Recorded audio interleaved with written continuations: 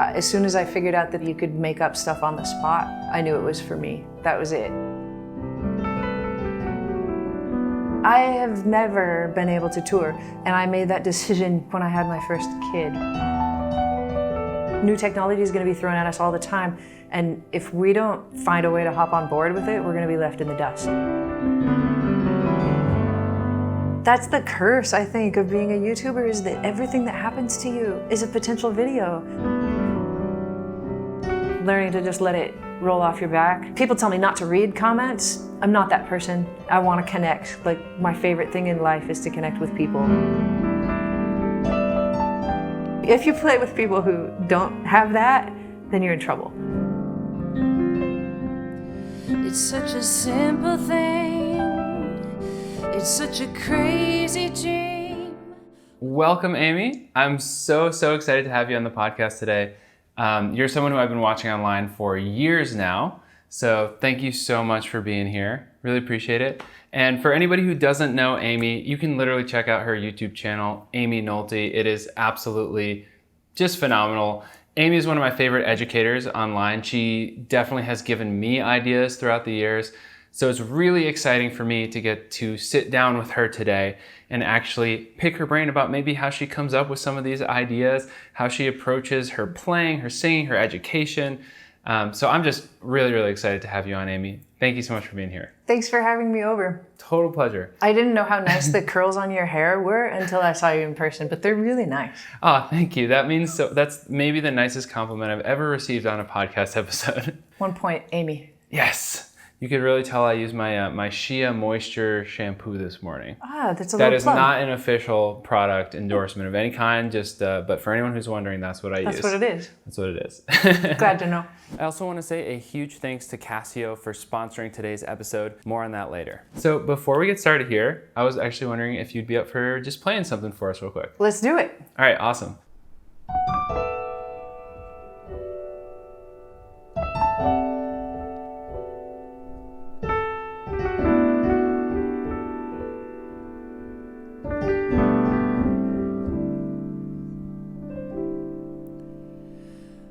We rise and fall, just like the tide on the sea, with every breath, like it was all meant to be. The shape of shadows, the twilight moon, the speed of sunset, the touch of you. I feel it now, like it was all meant to be. Just like a dream, you're singing softly to me. We've spent a million days like this, inside a daydream and a kiss. It's such a simple thing, it's such a crazy dream, with every trip around the sun and every in-between.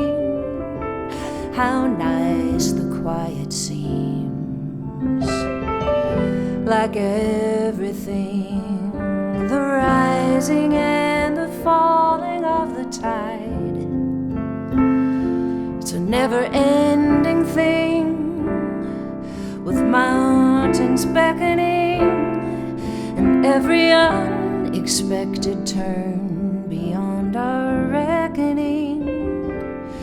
We'll have such dreams to share, I promise you. We will.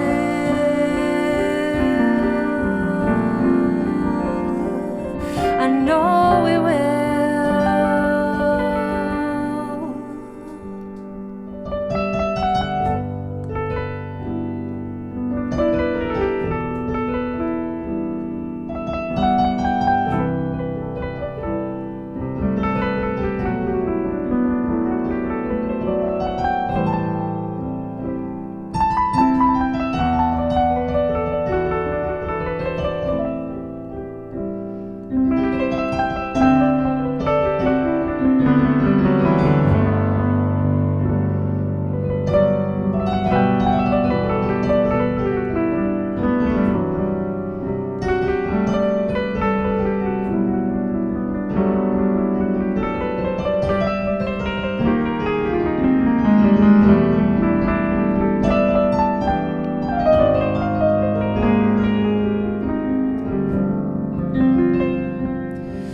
such a simple thing. It's such a crazy dream. With every trip around the sun and every in-between, how nice the quiet seems, like everything. The rising and the falling of the tide. It's a never-ending thing, with mountains beckoning and every unexpected turn beyond our reckoning. We'll have such dreams to share, I promise you we will.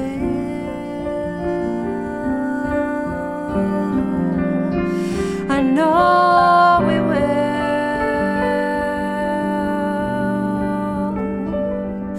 We will. I know we will.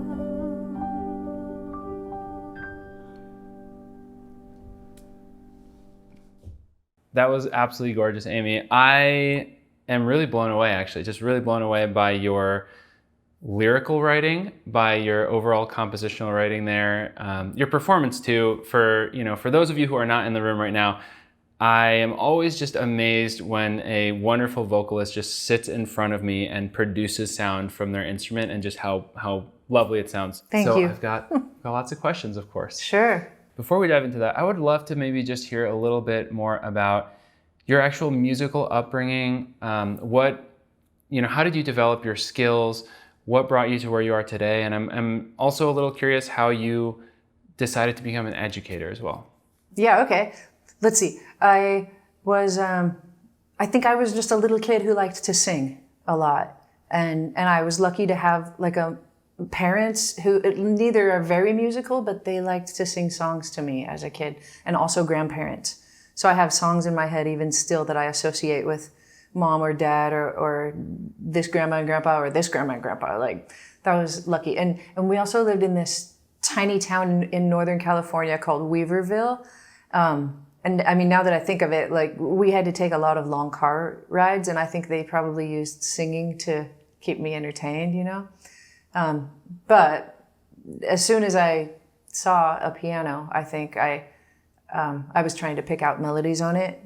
So my mom saw that I maybe had an ear for that, and she got me piano lessons. I started taking like classical piano lessons when I was 5, and I moved through some books. What were they called? John W. Schwam books, I think, and until I got to what my teacher could teach me, and then she passed me off to somebody in a neighboring town called Reading, and I took from a couple amazing classical pianists there, one named Dwayne Hampton, one named Don Erickson. I clicked with Don Erickson, even though he wanted me to play classically, and I was already trying to play by ear all the time and trying to play pop songs that I knew from the radio or any songs. So when my practice was over, and I did my hour of classical for the day, I played piano the rest of the day, playing what I wanted to play. He saw that, like, I was probably a kind of vocal kid about telling him that I wish I could do some of that in my piano lessons. And so he would let me. He wanted to hear what I was working on. And plus we worked super hard on technique and fingering and all kinds of things that I think still help me as a jazz pianist, for sure. I'm glad I have that background. But I also had a really cool, strange thing happen in elementary school. Well, I was like in this K-8 school, and there was the music teacher for K-8 who would probably, have whole classrooms come in and teach them songs, but he also conducted the bands and the choirs. And he saw something in me from a young age, maybe, I want to say 4th or 5th grade, 4th. And he set up this program where he and I had one-on-one lessons during the school day, once a week, I think. And he started teaching me music theory, taught me my modes, taught me the diatonic triads, made me compose, gave me projects to do, made me listen, would give me whole albums to listen to, like assignments. Just, I think anything he thought of, And he would quiz me ear training kind of stuff. He'd have a little xylophone and he'd play a note and I had to play it on the piano, or things like that. Just crazy everywhere stuff. But I think it really shaped how I think about music, maybe. And by the time I got to college, I like tested out of almost, well, everything but theory. I think I just tested out of. The theory, he didn't take me far enough to be able to like test out of music. Yeah, but really, yeah, that was invaluable. And also in high school, I had a teacher who was into jazz. So I played in the jazz band, sang in the jazz choir. We went to festivals. And as soon as I figured out that there was a thing where you could make up stuff on the spot, I knew it was for me. That was it. Like, really, I can make it different every time. That's for me. So then I studied piano in college, and I didn't start singing until I was in my 20s or something. Wow. You asked how I became an educator. I don't think of myself as an educator, but I guess I am.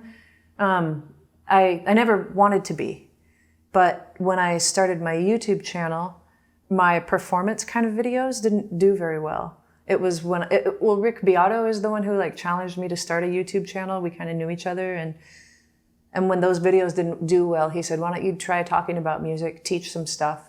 And so we owe it to Rick, I guess. Thanks, Rick. Those are the videos that took off. People would rather hear me talk about music than play music. But yeah, so I guess I kind of did what that old teacher did and just think about I had tons of ideas that have been kicking around in my brain for years, like weird things, like one of my early videos is about Simon and Garfunkel and how it's impossible to sing a third harmony part along with them because you can never predict what Paul Simon's going to do. His harmony parts are unpredictable. Like, so there's a whole video called The Harmony Struggle. Like, that had just been kicking around in my brain for years. Why can't I do this? Anyway, so whatever was on my mind, I just started making videos about. And I've taught lessons over the years on and off. For me, it's always seemed kind of like a grind. And so I try not to do that a lot because it takes away from my own progress, I think. But I teach now up in Idaho at BYU, Idaho. I fly up every other week and teach all their jazz piano students. So wow. Like I do actually have some kind of educator title now, which is weird to me. Yeah. That's super cool. That's a really interesting upbringing, and it actually makes me kind of put a couple pieces together into a question. I feel like you would have a really unique and interesting perspective on this. So as someone who from a very early age had amazing, educators helping you become the musician you want to be, or at least, fostering you and fostering that growth. And then also as someone who, as you mentioned to me just before the podcast, actually has a kid who's also, fostering their musical growth. Mm. I'm kind of curious, seeing it from both sides of that story, as experiencing it yourself and then watching your kid grow up musically.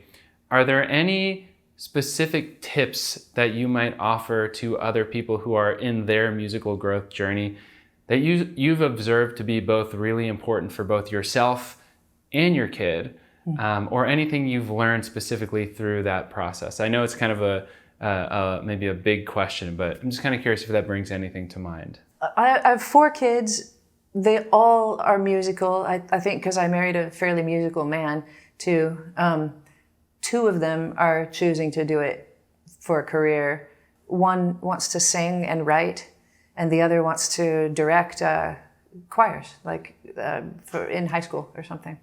So they have different parts of music that they were drawn to. But I think having people in my life that pushed me to explore in ways that were outside the box maybe fueled my appetite to always think about music in different ways. And whether it's like one of my big things on my YouTube channel, because it's like maybe the biggest part of my identity as a musician, I suppose, is being able to sing what I play and play what I sing and do them at the same time. And so I kind of tried to raise my kids not only listening, but trying to duplicate what they heard. And audiating and vocalizing. Yeah, and so we listened to a lot of music, Southern California, so again, a lot of time in the car. And we played a game called What Do You Hear? And so in that game, the kids had to yell from the back seat every instrument. One of them would be like, keyboard, bass, synthesizer, tambourine. Like, I'd be like, you got them all except one. And then we'd listen extra hard and somebody'd be like, cowbell, whatever. Like, that's awesome. Did it ever get to like sawtooth lead or like... No, probably not really. But yeah, I mean, some things they could pick out a weirdo and a triangle and yeah. Very cool. Difference between a vibraphone and why am I not thinking? Marimba, thank you. Cool. Yeah, stuff like that. We just had little games like that we played all the time, or name that tune. And so I think maybe showing them that music is fun. And I didn't make them take lessons. And they didn't really want to. Like, that was a little hard for me because my parents did make me. And I had to like quit when I was 13 or 14 classical lessons because it's taking a toll on me and I didn't like it anymore. And that was like kind of traumatic.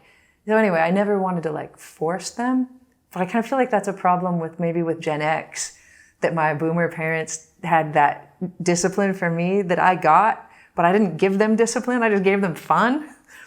But at least, I don't know, they still want to do it and they're great at it. So we'll see like how it turns out. But I would give them lessons too. My daughter wanted to learn to play jazz piano.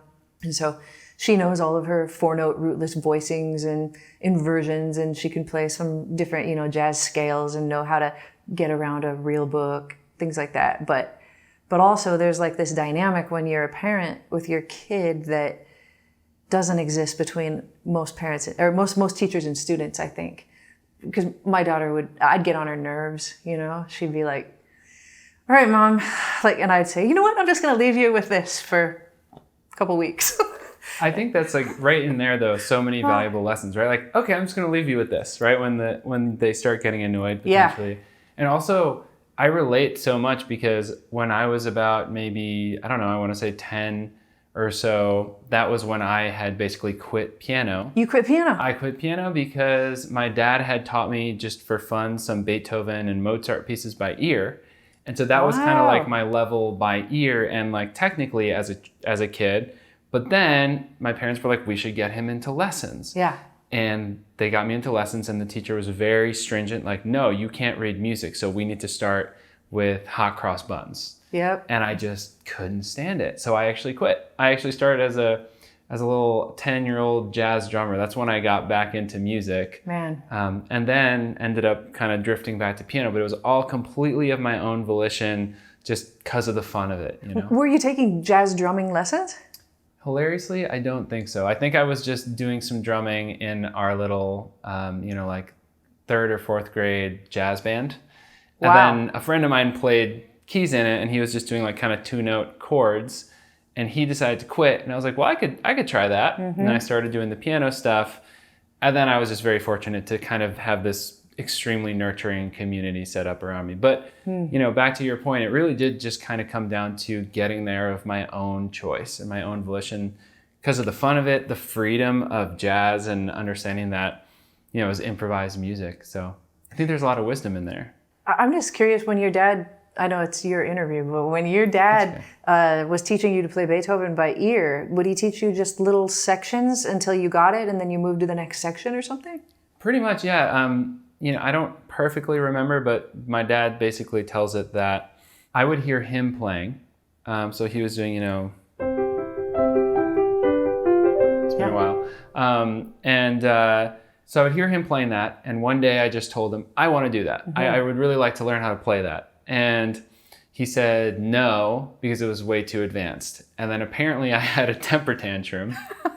And so he sat there with me for several hours, teaching me like a minute of it by just playing it over and over and over. And I would just keep trying until I could get, I don't know, maybe even a minute is a stretch, but maybe until I could do 10 seconds pretty well. Right. And then there was kind of this moment, I think, of like, oh, conventional wisdom says he can't do this, but I did just stick here with him and be patient with him.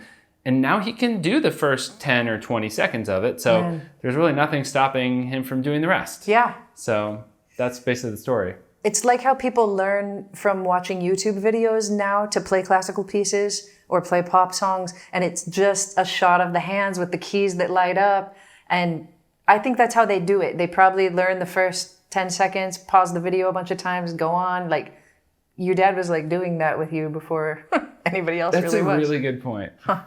Yeah, it's really funny. Anyway. That's cool. And nice story. That he had the patience too. I know. Like every time I tell that story, I actually think back and I'm like, wow, thank you, Dad, for having the patience to sit there and teach it to me over and over and over. You know, because I probably wouldn't even be a musician if he hadn't initially started to do that. So shout out to my dad, Robert Kellman, right there. And beautiful too that you heard the music coming from him, and that's what made you want to play. Absolutely. In fact, he would play the Moonlight Sonata and Pathétique Sonata, and I would sit like at the top of the stairs and watch him and listen. And then for several years, every single night, I would fall asleep to Daniel Barenboim playing those sonatas. Oh, that's just good. like on my little CD maybe. player. But, I mean, my dad was not too shabby, though, I will say, in his day. Anyway, so I want to get back into some questions I had for you. Okay. So I think we've dangled the carrot long enough. I want to dive into some of your composition process here because I'm just really, love your song. So first question, gonna be a little bit more general, but what does your compositional process look like? There's always a debate of, do you start with lyrics or music first? Do you do both at once? Just whatever you'd be up for illuminating for us about where your inspiration comes from and what your process looks like. Okay. I think it tends to be different every time, but I'm a slow composer. Most of the time, I'm slow.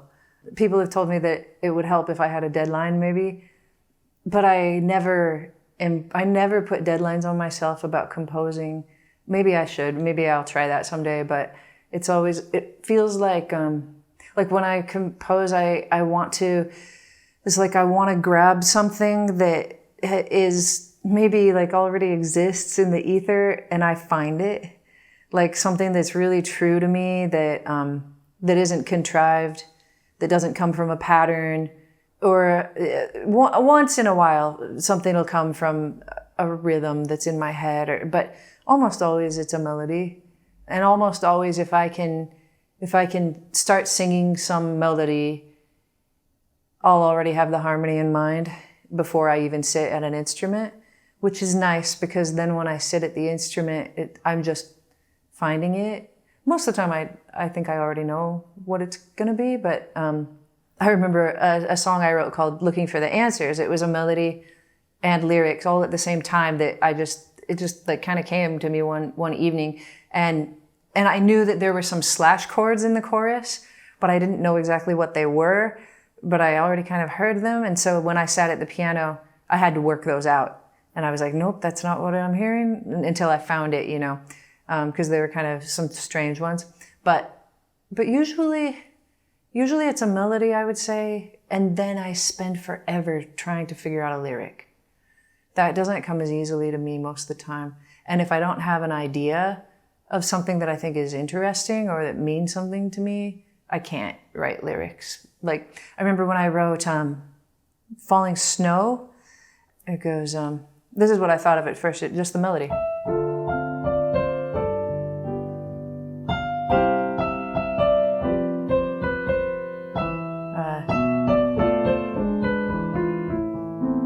Like that. I had that, and when I would play it for people in my house, they said it sounds like a film soundtrack.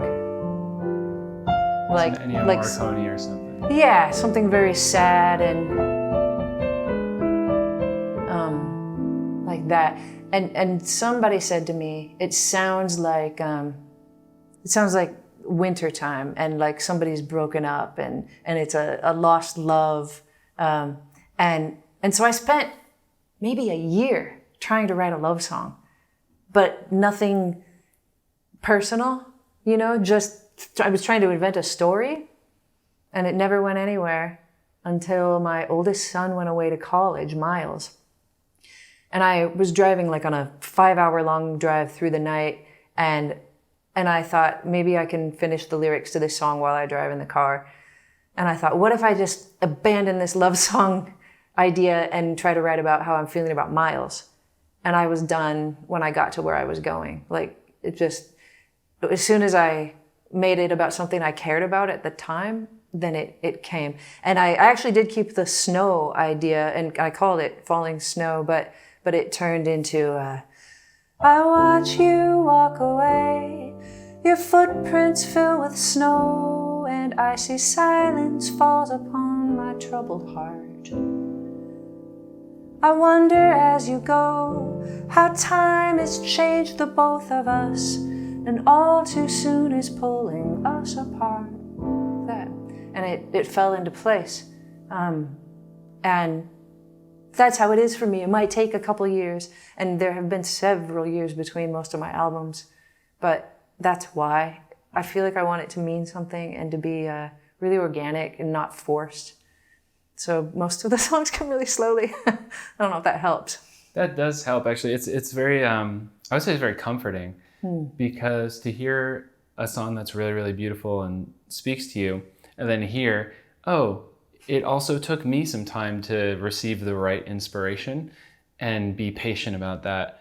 That's really inspiring, because for me in particular, and I'm sure a lot of folks would probably relate to this, but I get writer's block as well for really long times with certain songs that I'm writing or bits of music that I'm writing. And so it's nice to see the result of someone being like, I was searching in the wrong well. I had to just trust myself and allow the inspiration to come. Well, you write beautiful melodies as well. I've been listening to your last album. Oh, thank you. Yeah, and you arrange really well too. It's it's super fun to listen to. But yeah, maybe patience is something I can afford myself because I don't have a label. Right? Nobody's pushing me to get the next album out. It's just on my own timetable. Yeah. Which I kind of like. And I think that's kind of why I like being a YouTuber also. Nobody's pushing me to make a video. I do it when I want to. That's amazing. And so speaking of, in that case, your next album, perfect transition. I know you have one in the works, right? And you also are working on a live show. And I feel that I remember hearing you in a recent video talking about how you are going to be doing potentially more performing. So I'm kind of curious. It's a two-part question. So part one is, what is the process of actually finishing your album and translating it into being played with a band look like? And then what are you actually doing right now in order to, let's say, start building further the performance aspect of that music and your career in that sense? And the second part of the question came to me when you were actually talking about how originally on your YouTube channel you were putting performances and you felt like they weren't hitting. So I'm kind of curious, as part two of the question, what will your strategy be? How will it be different this time in potentially promoting your original music as opposed to when you were originally doing it? I don't know. Like, I'm just figuring stuff out. Like, they're all really good questions that I think about a lot. I guess since I started YouTube, I have put out 2 albums, one in 2019 and one in 20. Horrible timing. It was like April 2020. But, I mean, maybe good timing in a way because people had time to listen. Maybe bad time for touring, that's for sure. Right. But I have never been able to tour. And I made that decision back when I had my first kid, right? Like when my husband and I talked about, are we going to have a family? And both of us came from big families. So I think we felt that we wanted to have that for ourselves. But also I was very focused on my own playing when we made that decision. And so that it was hard. The thing that he said to me was I will always support everything that you want to do. So, and he always has. Like so many nights I had babies and toddlers, and for years I had a gig that went from 9:30 to 12:30 in downtown LA. And then after it was over, we'd go to, like, my musician friends and I, we might go to a jam, and I wouldn't get home till 3 a.m. or something.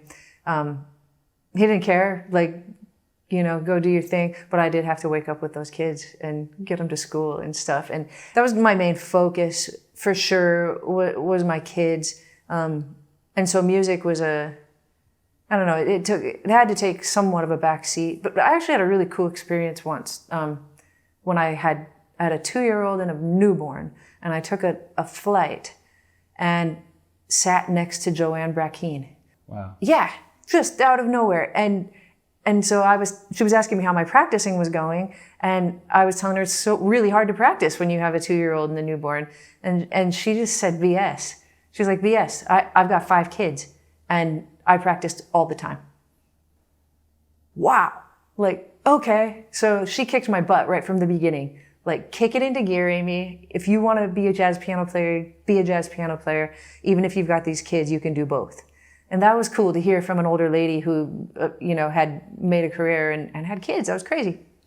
So, anyway, YouTube, became a way for me to be a musician and get my name out, even though I had a family and couldn't tour. I could let people know who I was and what I'm about and how I play and sing without going on the road and leaving my kids. And so I put out 4 albums, and I've never toured. I went on a small tour to Japan with the second album, but nothing big. I've never had a manager, never had a label. And I feel like now that my youngest kid has graduated from high school, just barely, things are I've always known I'm gonna be 46 when that happens, and things are gonna change. So I feel like I'm in this crux of my journey is gonna take a different turn, and I'll be figuring it out. So I have songs. I've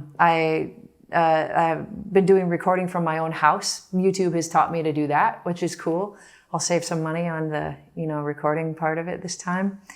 I'm using new musicians that I haven't used before. I don't know if I will bring them on stage with me when the time comes, but I do have a quartet that I play with. I play with James Yoshizawa, Bruce Lett, and Mike Scott. And I love those guys, and we've been playing together for years. And so for my last 2 albums, the way it worked was I wrote all the tunes. I sent them to them to listen to, my demos. Then we came to the studio, practiced them a time or 2, recorded everything in a day. Usually, I'm quick. I like to do 1 or 2 takes usually. And then we had gigs where we played just, around LA or San Diego or something. But yeah, I don't know what it's going to look like. I think I'd like to have a manager. I think I'd like to go to cities and play with local musicians there, bring them my charts, see how that feels. Make a good enough show that with good enough charts and good enough recordings for my album that I can send them to anywhere in the world, and people, I show up and play with them. I think that'll be fine. We'll see. We'll see how it goes. I don't know. That's amazing. You got any tips for me? Oh, man. That's quite a question. Have you toured very much? To be honest with you, the only big tour I've done was actually with a friend of mine. So I did a 2-month tour with him. I haven't toured much of my own stuff, though. So I'm also not coming from a place of deep knowledge of how to set it all up yourself. But I will give a quick shout out to my friend Philippe Lem, who created a little course called, How to Book a Tour. I'm not sure if it's still available, but he is someone who, had basically been booking his own tours for years, I believe without a manager at the time or a booking agent.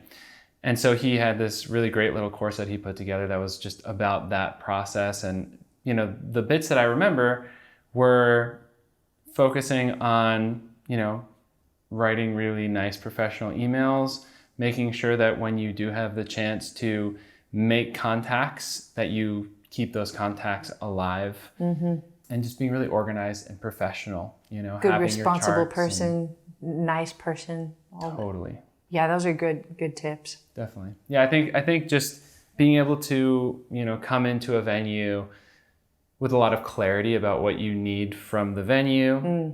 And same with someone who's going to be booking the venue, a lot of clarity about what you have to offer and, what your following is, what your expected potential reach is for people coming to the show and stuff like that. Yeah. But again, this is not from personal experience because a lot of my gigging has really been with other friends, and that's part of why I wanted to pick your brain about it too, because I'm gearing up into making more music and potentially starting to think about doing my own gigs more often as well.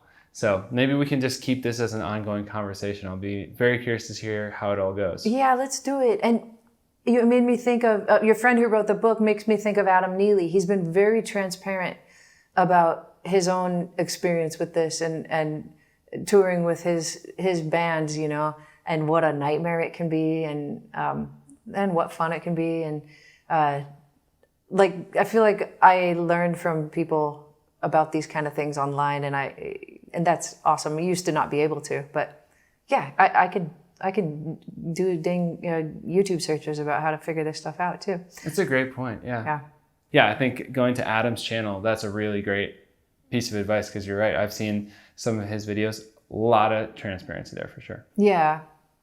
And I can always give him a call if I have a question too, which is nice. That's awesome. He's such a nice guy. Very, very nice guy, yeah. Yeah. Now, before we continue, I just want to take a second to thank Casio again for sponsoring this episode. The keyboard in front of me is actually the Casio Privia PX-S6000. This is part of their new Privia line. As you can see, this is just a visually gorgeous keyboard that I've been using for many months now, and I'm absolutely loving having it as my daily practice piano. They've taken the time to really make this a beautiful instrument to both look at and actually physically use. The key bed is really nice, it's fairly quiet. I love it. Again, I've been practicing on it sometimes hours a day consistently, and it feels great on my hands. I feel like I've been making a lot of progress, and I've always just enjoyed sitting down to play it. It also may sound silly, but for me, the visual aesthetic of an instrument is actually really, really important. And some of the details of this design have also really led to me loving this instrument even more. For example, there's actual spruce on the sides of the keys. Those little touches really help it feel like a real piano. There's also wood style paneling, which helps the aesthetic. Love these stands. And of course, the actual interface is all just controlled by touch with these little lights. And it's just a really simple, minimalistic looking keyboard. Again, I've really fallen in love with this instrument. As far as digital pianos go, this is one of my favorites that I've used and one of the most comparable experiences that I've had to an actual real piano. And if you're interested in learning more about the Privia line, check out the affiliate link in the description of this video. And if you're streaming this podcast, you can also just go to noahkellman.com/Casio and you will find the affiliate link there. I also want to give a quick shout out here to the gorgeous Selviano Grand Hybrid Piano. This is a really interesting instrument, a very unique instrument, because it's a digital keyboard that I get to actually use for MIDI and production, but it literally has real physical hammers built in. So usually digital instruments are essentially creating keybeds to try and emulate a real hammer action keybed or piano, right? This one literally is a digital instrument with it actually built in. So I find it really, really cool. You open up the back here and you can actually see the hammers up in the corners. And what do those hammers do? Well, they make it feel amazing to play. So I love this. I will hook this keyboard up into MIDI. I'll use it to play through either Pianotech or Keyscape, one of the beautiful sounding piano sounds on my computer for production purposes. And yet I actually feel like I'm playing a real grand piano. So I just wanted to make sure to shout out this instrument as well, because I've been really enjoying using it. Again, if you want to learn more about this, check out the link in the description. That's an affiliate link for me, so it really helps me and Casio out.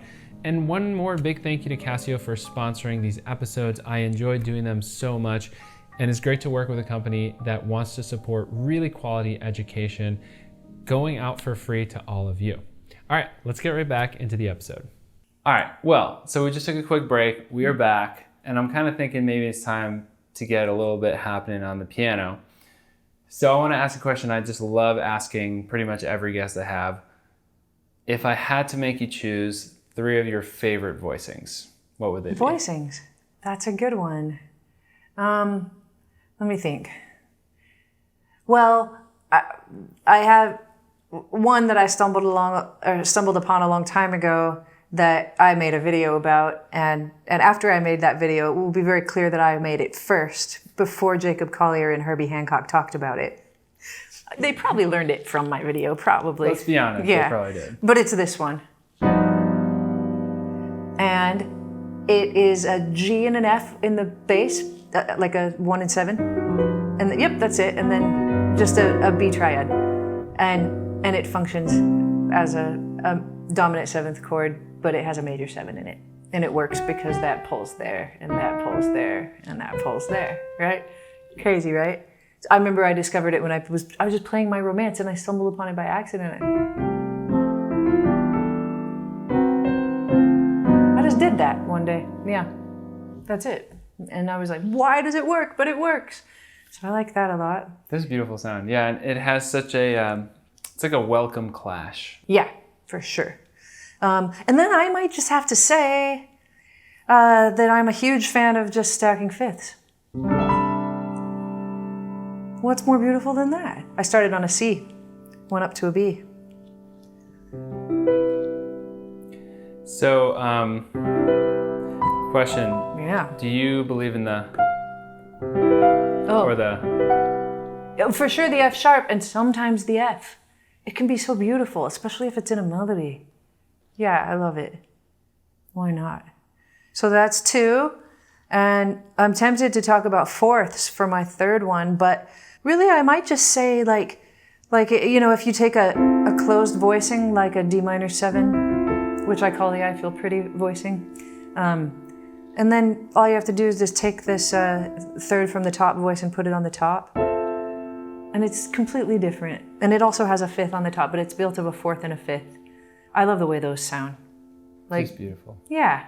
Yeah, I really, I'm in love with that. And of course you can do it that way too and put the 5th on the bottom and the 4th on the top. The consonants, but there's dissonance and it's here, right? Or it's here. Either way. There's dissonance, but it's so consonant. Yeah, I really like that. Good question. Beautiful. Do you want to tell me one of yours, or have you done that in multiple podcasts? I'm down. They're always shifting for me, so I'm Yeah. down. But yeah, sure. So it's really funny because for a long time, and anyone who watches my channel also knows this, been obsessed with just the minor 11 voicing because it's so versatile. It feels like it's a constant landing point, but it can also be a kind of transitional chord as well. So just like moving them around is just like really fun. Nice. But more lately, I've been into like just like the minor 13 chord. I just love how it sounds when you throw it in. And so throwing that into some of my other voicings like this. Oh yeah. Beautiful. Or even replacing the flat 7. So I'm really like, No flat 7, yeah. yeah, just like replacing it with the 6. Which I guess makes it less of a 13 and more of a 6 voicing, but still. Yeah. Or But the 11's in there. Yeah. The 11's in there, and then if you put it with the, yeah, good point. The 11 is in there either way. It's fun to think about how to write that chord, because if you don't have the 7, you can't just write a 13.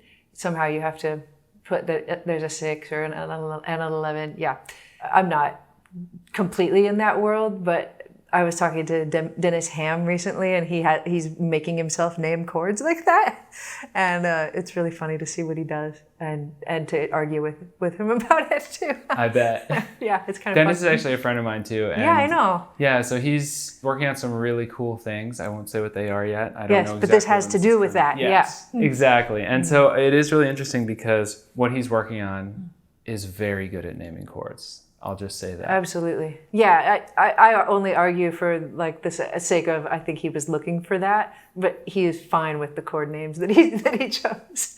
Yeah. Yeah. So when you approach naming chords, I'm kind of curious, in a composition of yours, how granular do you get? Do you want a specific voicing every time? Or are you cool with just writing a chord symbol? Like let's say you had a guitarist playing with you or something. Sometimes I'll come at it with a absolute voicing that I need the guitarist to use. And I do play with guitar all the time.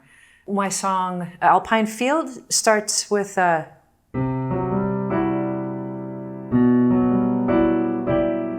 this voicing.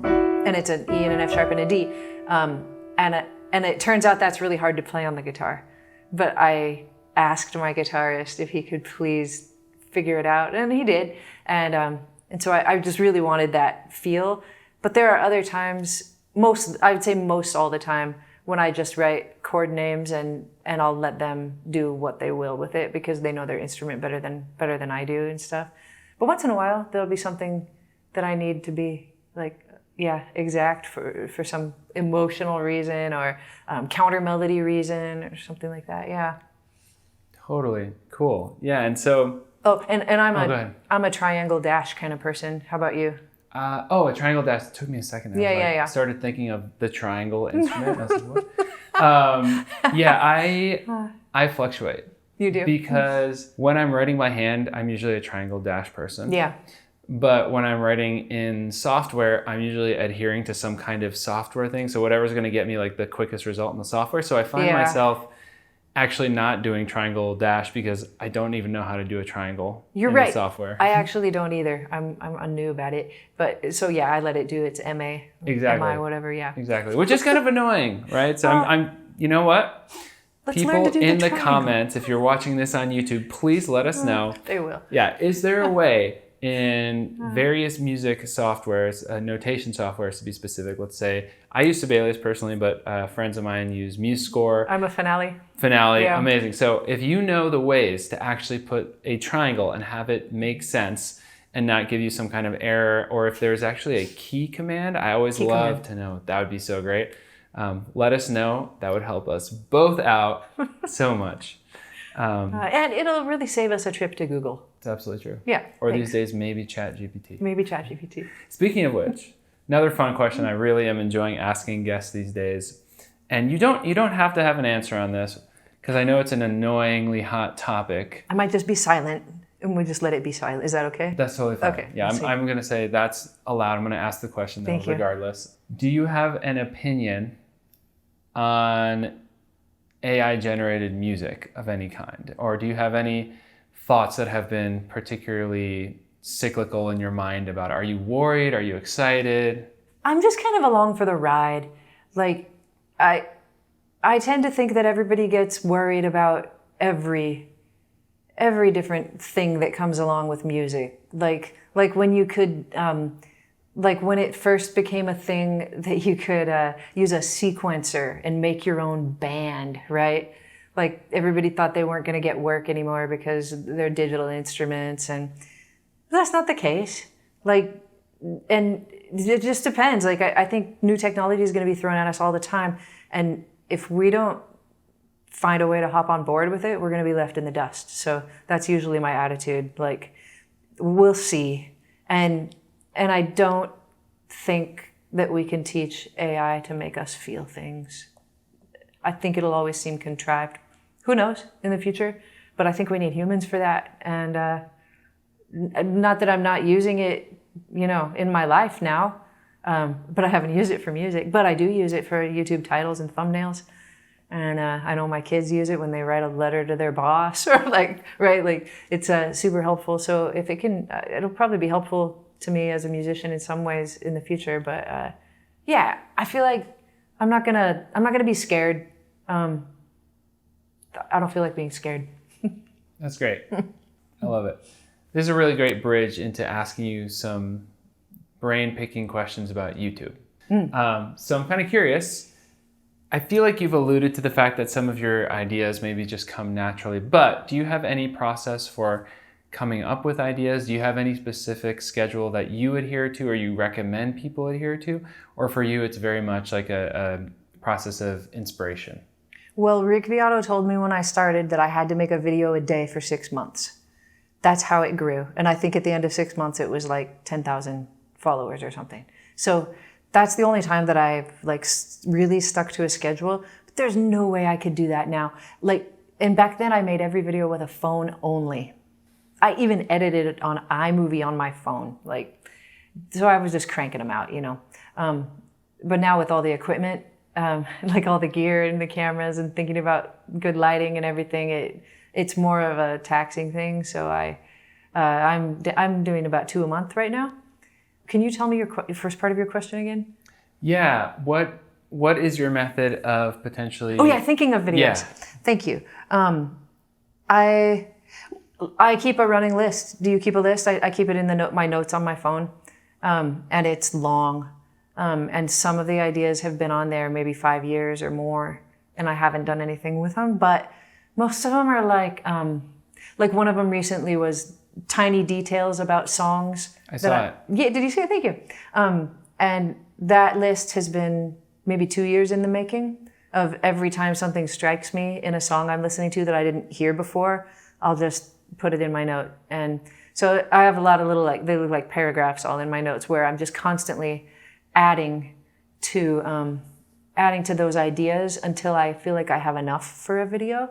So a lot of them are just in the queue cooking for years even, yeah, until, and then sometimes I'll feel like, no, I can probably never make this video and I'll scrap it, but most of them are just percolating.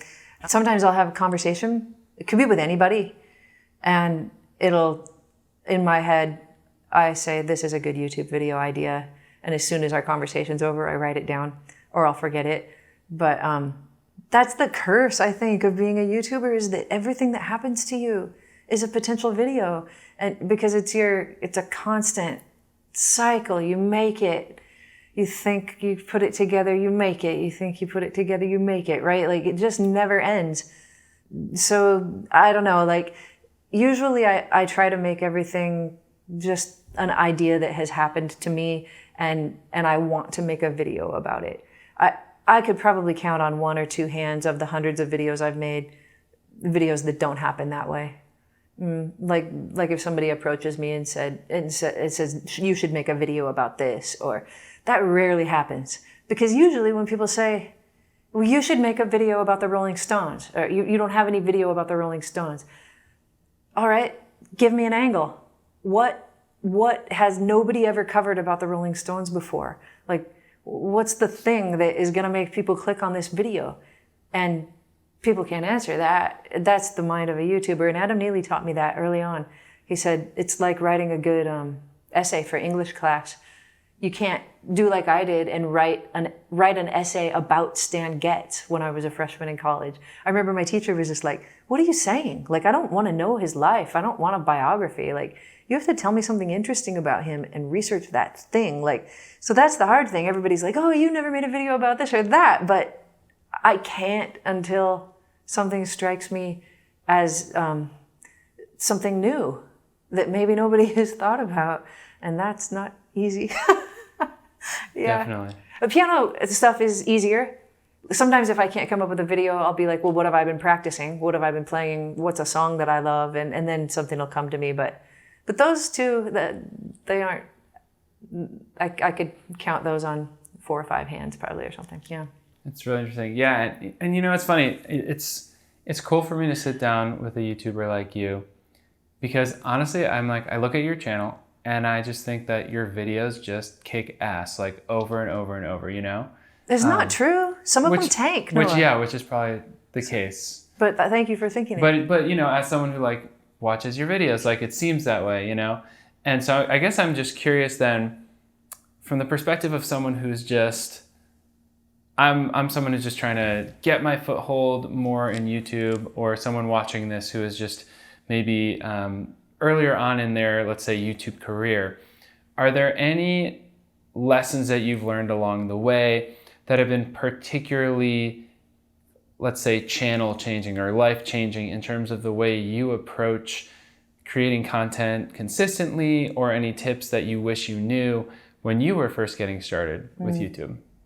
There's very few things. I guess the last one that just came into my head is the public aspect of it and the social media part, where people could be mean or cruel or know-it-alls. Or the thing that maybe gets to me the most is they didn't understand me in the first place, right? Like, I hate to be misunderstood. So I try to be really clear. I think I've learned to anticipate all of the comments that might come and take care of them in the actual video, so that I don't feel like I missed something and I wasn't understood, or yeah. So that's one thing. The other thing is learning to just let it roll off your back. People tell me not to read comments. I'm not that person. I want to connect. Like, my favorite thing in life is to connect with people, I think. and to feel like you have something meaningful, even if it's a stranger in a comment. Like if somebody takes the time to watch my video and then tell me something about it, as long as it's useful, like I want to, and as long as I have something to say back, I usually do. And I want to know it and I want to be better for it. But now I can just, if somebody says a mean thing, I can just say, whatever, who cares, go about my business. And it doesn't affect me anymore. Do your worst, internet. But I think most things are just going to roll off my back, which is nice. So I would say that to you, anybody from the beginning, don't let the bastards grind you down. Is that the saying? Yeah, don't do it. Don't give them any credence. And then the other stuff that I wish I knew was probably technical stuff. But I've just learned along the way. And then I get together with somebody like you and you've got other gear and, so I can see it and that's nice. And maybe I'll learn a tip or a trick while I'm here, but constantly I'll be learning and trying to make everything better, I guess. So yeah, in the beginning, I didn't know anything. But the nice thing was I would do these live YouTubes in the beginning and say, I need a live stream setup. Help me. And I would just talk with people. I would talk to the camera. They would type comments and they would all come to consensi. That's probably not right. I don't know. I mean, I guess I've only heard it as consensus. They'd all come to a consensus? I don't know. That's probably right. Let us know. Help us out here. There's multiple people, but there's one consensus. Yeah, there's one consensus. I like it. Yeah, and then they told me what to buy, basically. They all came up with the best thing for me, and then some of them even donated the equipment. That's so nice. Or that was like the most beautiful thing, to have a community that. And some of those people are still around watching my videos and they'll be like, I was here 7 years ago or whatever when we bought your mixer, or like, that's really cool. So I don't have a problem with letting people know that I don't know what I'm talking about when I don't, and just trying to learn, I guess. So be like that too, I guess. Be humble. Humble and curious. Yeah, absolutely. I think it's so important. Also, you're making me just want to be like, shout out to my followers and subscribers and anybody watching this. Thank you for watching. We both really appreciate it. Absolutely. Just making me like, it's nice to be reminded of that. Like it really is. It's real people on the other side who are spending time watching our videos and commenting and having things to say. And it's a really cool, special thing. And yeah, I relate to that. They teach me too. Like totally. I just made a video about my tiny Yamaha Reface keyboard that I love. And one of my comments on it was, I wish that it had an organ patch, but it doesn't. And everybody was like, oh, you should try it. I think it's called the CK61. There were probably 40 people that put that in the comments because they heard me out and realized the one thing that I needed. And they're probably right. Like I should probably purchase one of those bad boys, but yeah, we'll see about it. But that's nice. Like, right? Like they taught me something I had no idea about. Yeah, that's so cool. That is so cool. Diving deeper into YouTube here, I'm kind of curious, is there any one video, or if not one video, like one era of content that you created that maybe you feel still to this day like super excited about, or you feel is one of your best videos, something like that? I'm just kind of curious. My very first video, maybe not my very first video essay, but my first essay where I felt like I did it right, I'm pretty proud of. That one's called Paul McCartney, Man of 1,000 Voices. And it came from decades of me listening to Paul McCartney and realizing that he can make his voice sound a million different ways depending on the song. So I listened to the entire Beatles catalog, the entire Paul McCartney catalog to make that video. I just really wanted to do it right and I didn't want to miss anything. And then maybe it's the first script I wrote. Most of my videos are unscripted. And I was proud. I felt like that was like I was legit a YouTuber when I put that one out, and it did well. I don't know if I would cringe if I watched it now. Maybe it was like 4 years ago or something. It's usually the case, but yeah, because I love videos like that, like to watch beautiful video essays. I think it's so beautiful. Adam taught me that for sure.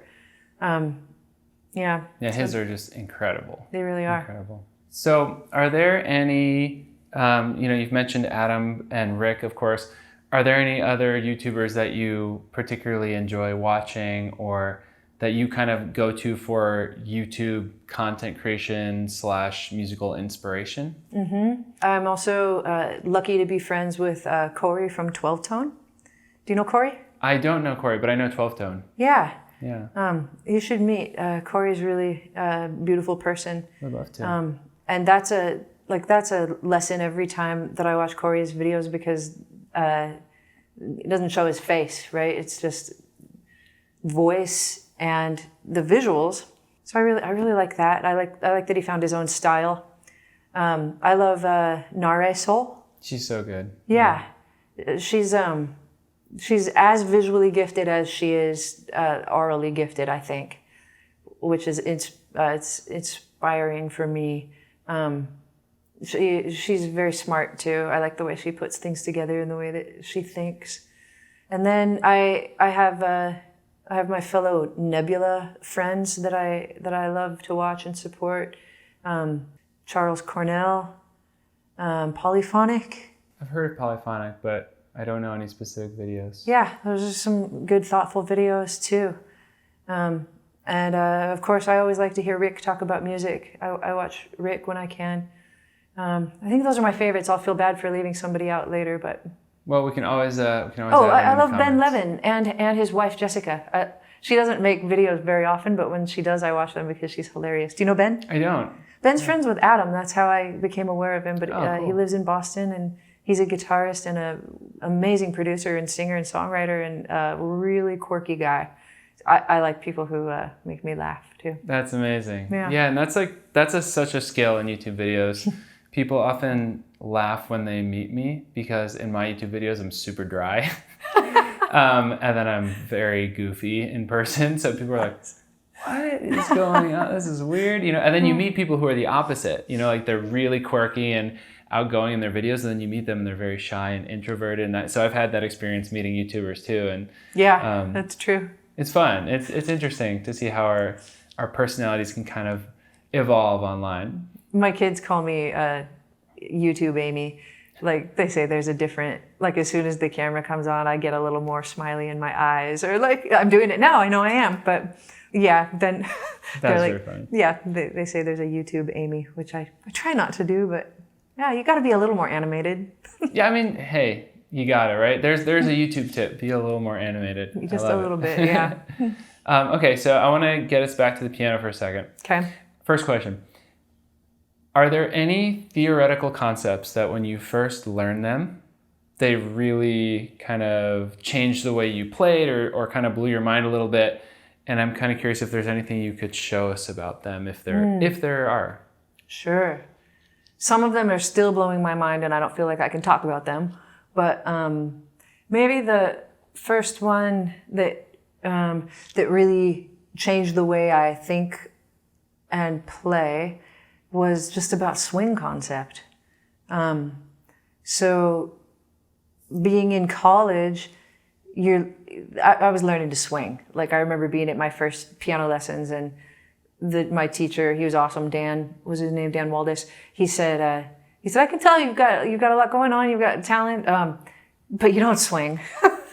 And then I like practiced so hard the whole year and the whole summer. And I came back and he goes, now you're swinging. Like, wow. But also it was this tip that I learned from another educator in college named Ray Smith, he's got a great YouTube channel he put together before he retired, of all the little things that he imparted on his students while he was a professor. And this is one of them. And I think you can look up Ray Smith swing feel and you can learn what I'm about to talk about. But he uses the line from the bassy tune that I might forget the name of for a second. Corner Pocket. It goes, and I have no idea what key the bassy band plays it in, but it goes like this. I'm gonna play it really straight.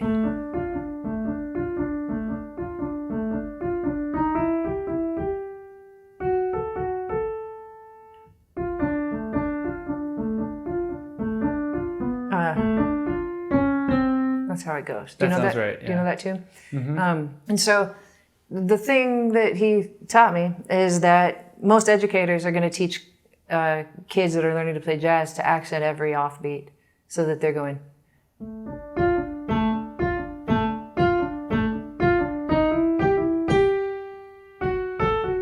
Like that. I have to close my eyes to do it because I don't play that way.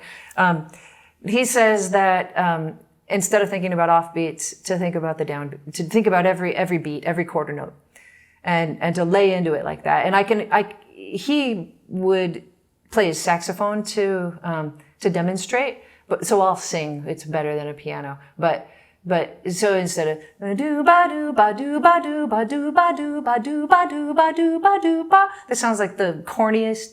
Like it sounds awful. But as soon as you put the attention on the quarter note and you play long quarter notes and very understated offbeats, except at the top of a contour, then you start to swing. Da da do da do da do be do da ba wa do be wa, right? Da do be da do be da do be do da, like that. Ba, ba, ba, just quarter notes. And I couldn't believe it when he told me that because everybody always told me upbeats, upbeats, upbeats, or offbeats, offbeats. And it's harder to play like that, but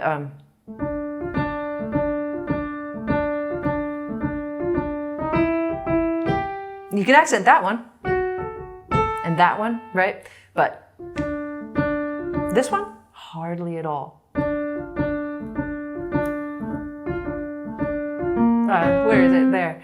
Yeah, so that continues to blow my mind. Swing feel in general it's hard to talk about, but that's like a concrete piece of evidence, I feel like, that can really make the difference. And what it makes you do is relax, because as soon as you're like the nervous guy at the party.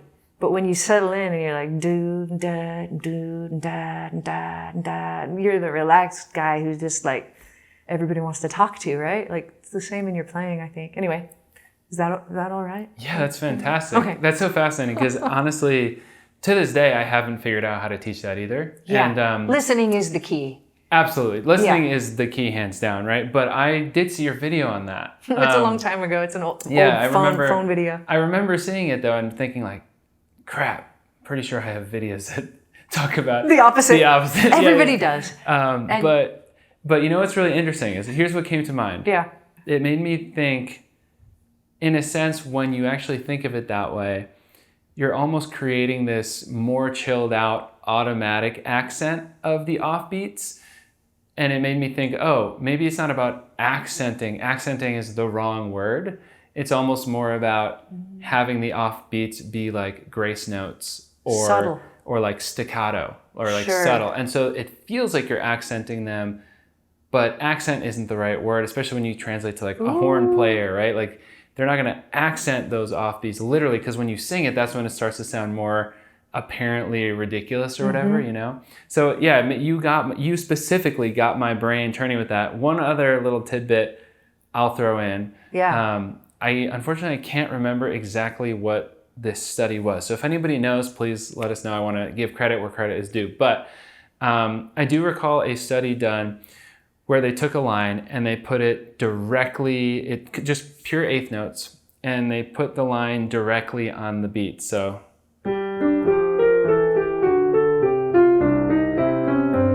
just completely straight, right?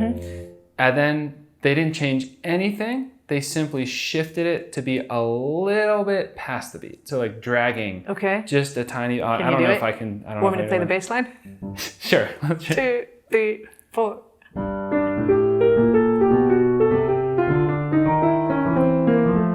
Interesting. I think we kind of did it. Yeah, that was great. It might have been a little drastic, but it's interesting. It's better. It's better, right? Just by dragging a little, it's actually better. Yeah. And it swings harder. And so one thing I definitely do with students, not to go on my own tangent here, but I love it.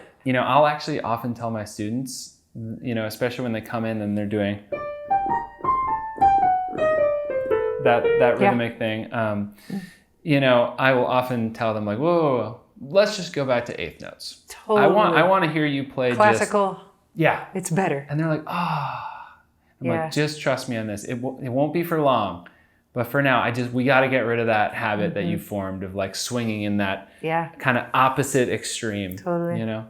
It's really interesting. Yeah, eighth notes are better. And I'll even like, sometimes when I'm proving that point, I'll take a half a chorus and have a student point out how many times I do actually resort to playing straight eighths. Because it happens. Like it's a part of swinging. Definitely. Somehow. And I also think one thing that's tough to talk about is adjusting your swing based on who you're playing with. Because like, of course, you do have a feel that's unique to you.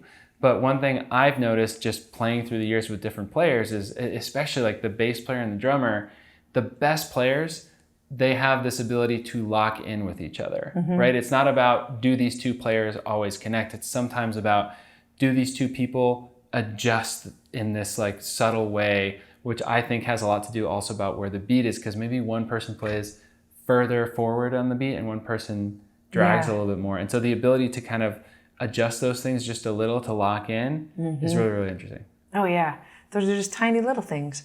Tiny little things. But the thing that is constant is the time. I mean, it's not that different people don't have slightly different concepts about the time, but it's like the thing that can save you. I think about like doing a bossa where the eighths are straight, and playing with a maybe bass player and guitar player whose their function is to keep time, basically, right, in a bossa setting, and being a singer who knows how to mess with the time, because I'm the only one who can in that instance, and there has to be a trust, like they have to completely trust me that if I'm lagging back, if I'm a bar behind, I know where I'm at. And the time is the thing that never changes, you know, and we've all got that. Like, if you play with people who don't have that, then you're in trouble. But as long as people have like a solid concept of time and how to feel it, I think that helps too. Definitely. Yeah. Yeah, so one thing I want to ask you, Aimee, is are there any projects right now that you want to shout out? I've heard some of your older records. I know you're working on some new stuff. So please, like, the floor is yours. Let us know anything that you're working on and where people can check out your stuff. Thanks.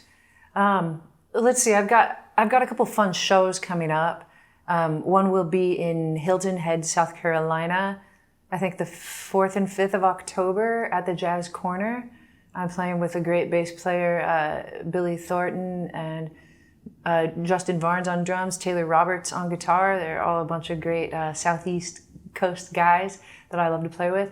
I'm also going to play a really fun show in San Diego it's a weird one, but I'm excited about. It's a Depeche Mode jazz concert. It's like a tribute to Depeche Mode at the Jazz Lounge in San Diego.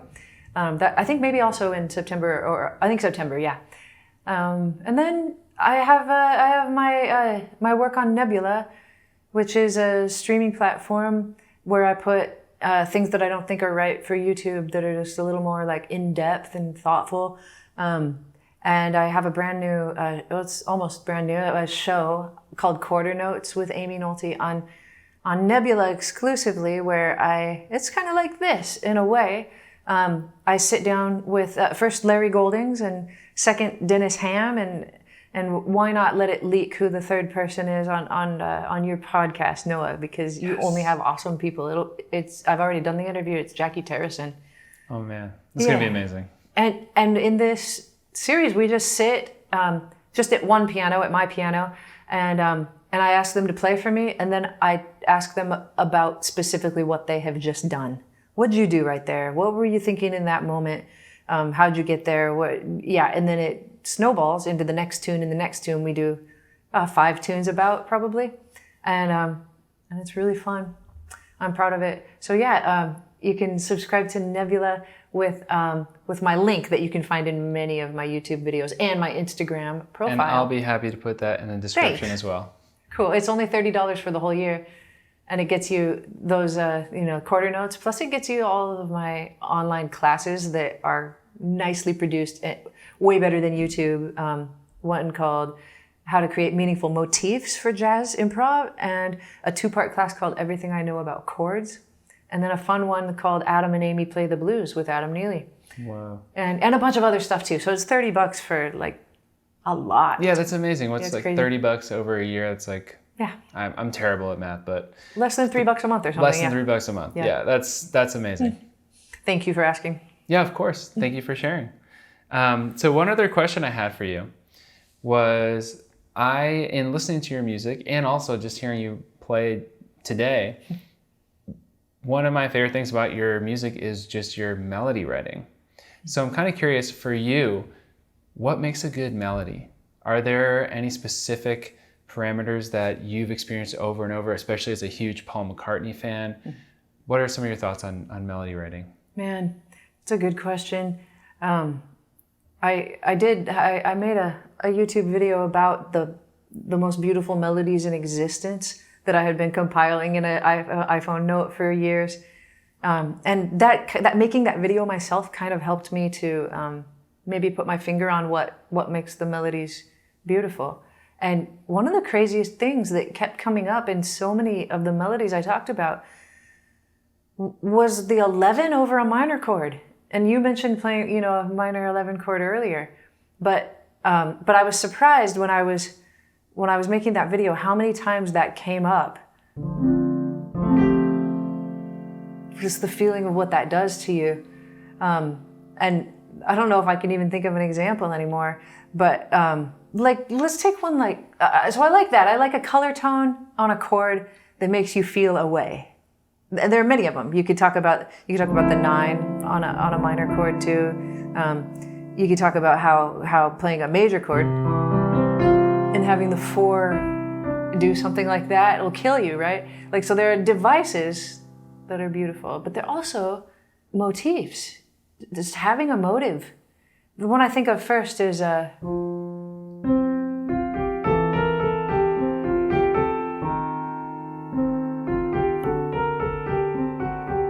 David Bowie.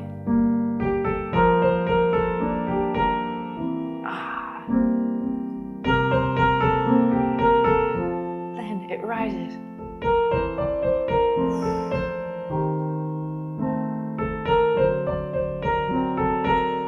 And even if somebody had never heard this song before, they might guess that I'm going to keep this note I just landed on and go, right? Then it has to change.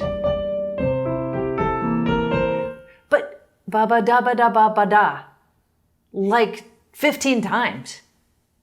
That's crazy. So, and I think the best melodies do that. They have a thing that you can predict. Like I think of MASH, which starts on the 11, right?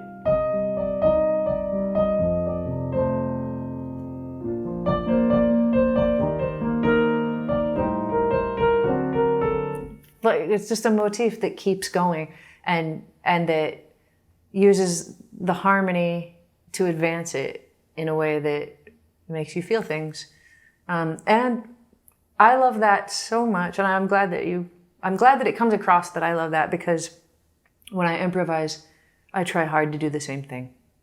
I try hard to have a purpose to the lines that I play and to remember what they were after I play them so that I can use them in the harmony as it keeps moving along.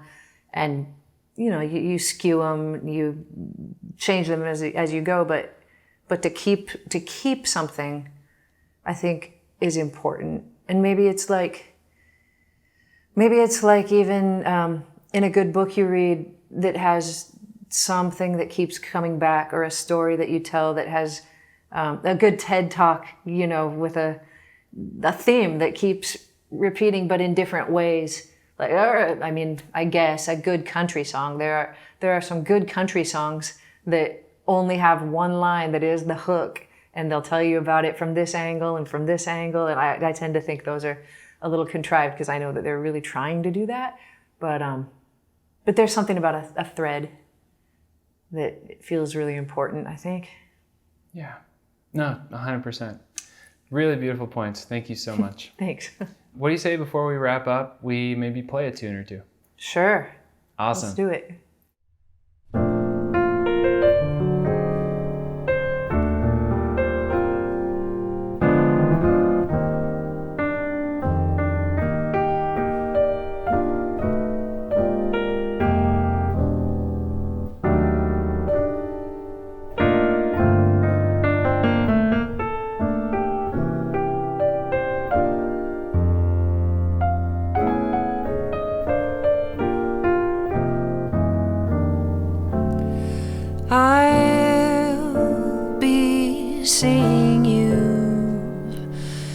and all the old familiar places that this heart of mine embraces all day through.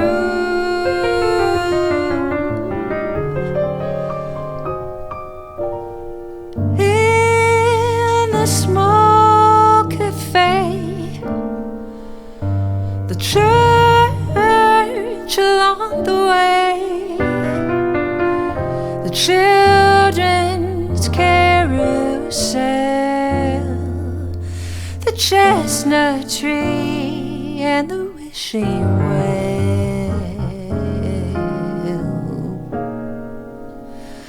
I'll be seeing you in every lovely summer's day, and everything that's light and gay. I'll always think of you that way. I'll see you in the morning sun, and when the night is new, I'll be looking at the moon, but I'll be seeing you.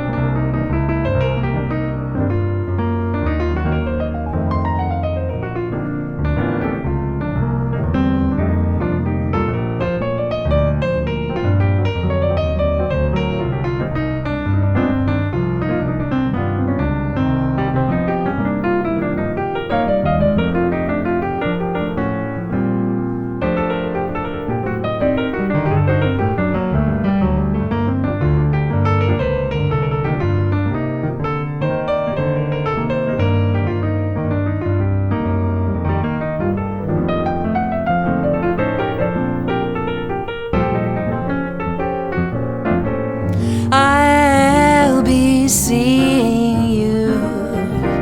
And every lovely summer's day, in everything that's light and gay, I'll always think of you that way.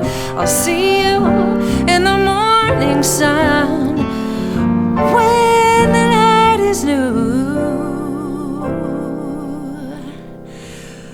I'll be looking at the moon, but I'll be seeing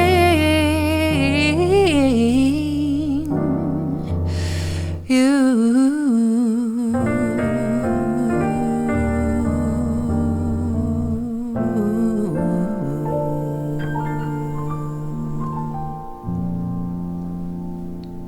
Yeah, no. Woo! So, thank you so much for being here. I really, really appreciate it. And I speak for everyone who's watching this video when I say we really appreciate your valuable insights and sharing your music with us and your musicality. And it's just really great to have such a wonderful, thoughtful musical brain on the show. So, thank you so much for being here. Thank you, Noah. It's been so much fun to play with you, for one, and then I really appreciate all your good questions too. My pleasure. Great to get to know you. Thank you. Appreciate it. And I hope we do some more stuff in the future too. We will. Awesome. LA, baby. LA, baby.